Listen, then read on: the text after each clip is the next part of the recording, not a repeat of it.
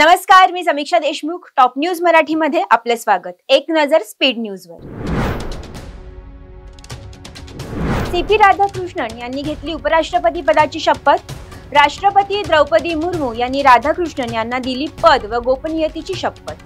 CP Radhakrishnan भारताचे 15वे उपराष्ट्रपती. Social मीडियावर पैसे देऊन माझ्या विरोधात मोहीम चालवली जात आहे, केंद्रीय मंत्री नितीन गडकरी यांचा आरोप. मराठा समाजाला ओबीसी मध्ये आणण्यासाठी दबाव. अन्न, नागरी पुरवठा व ग्राहक संरक्षण मंत्री छगन भुजबळ यांचा आरोप. नव्या उपराष्ट्रपतींनी घोडे बाजार रोखण्यासाठी कायदा करावा, सामनातून उपराष्ट्रपती सीपी राधाकृष्णन यांना आवाहन. नेपाळमधील उद्रेकाकडे गांभीर्याने पहा, खासदार संजय राऊत यांचा सरकारला इशारा.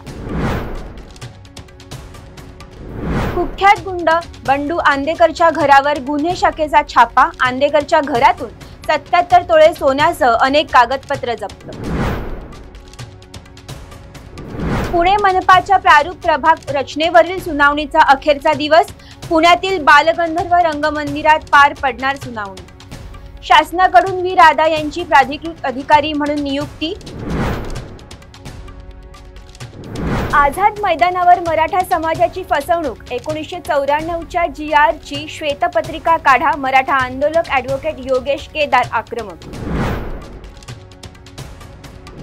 उपमुख्यमंत्री अजित पवार रॉबिन हुड सारखे वागत आहेत. अजित पवार यांनी स्वतःच्या अध्यक्षतेखाली बेकायदा ऊस दर ठरवणारी समिती स्थापन केली. माजी खासदार राजू शेट्टी यांची अजित पवारांवर टीका.